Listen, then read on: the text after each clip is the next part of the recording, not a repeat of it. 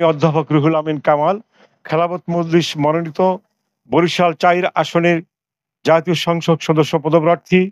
এ এলাকার জনগণের কল্যাণের জন্য, আদর্শ কল্যাণ রাষ্ট্র গঠনের জন্য, এলাকার শান্তিপূর্ণ বসবাসের জন্য আমরা খেলাফত মজলিস কাজ করে যাচ্ছি।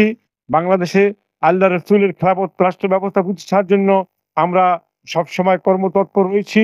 এদেশে রাসূলের আদর্শ প্রতিষ্ঠিত হলে মানুষ শান্তি থাকবে, দেশে চুরি ডাকাতি সন্ত্রাসী রাহাজানি ত্রাস নৈরাজ্য থাকবে না, দেশের মানুষ সুখ শান্তি বসবাস করবে, চাঁদাবাজ থাকবে না, সন্ত্রাস রাহাজানি থাকবে না, মাদক থাকবে না।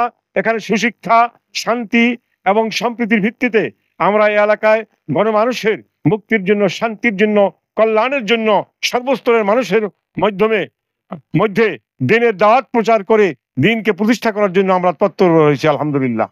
করেছে আমরা মাগরিবের পরে এসব পর্যন্ত আমাদের জনশক্তি নিয়ে আমরা মানুষের ঘরে ঘরে খেলাফত মজলিসের দাওয়াত পৌঁছে দেব। আমাদের আমরা দোয়া প্রার্থনা করছি আগামী নির্বাচনের জন্য, আগামী দেশ সুখ ইনশাল্লাহ লোকজন চমৎকার এবং অন্তত আন্তরিকের সহিত আমাদের গ্রহণ করছে, মানুষ খুশি হচ্ছে। দেশে সুদীর্ঘ দিন যাবৎ নৈরাজ্য ত্রাস রাহাজানি হতাশা ছিল, সে হতাশার অবসান ঘটে।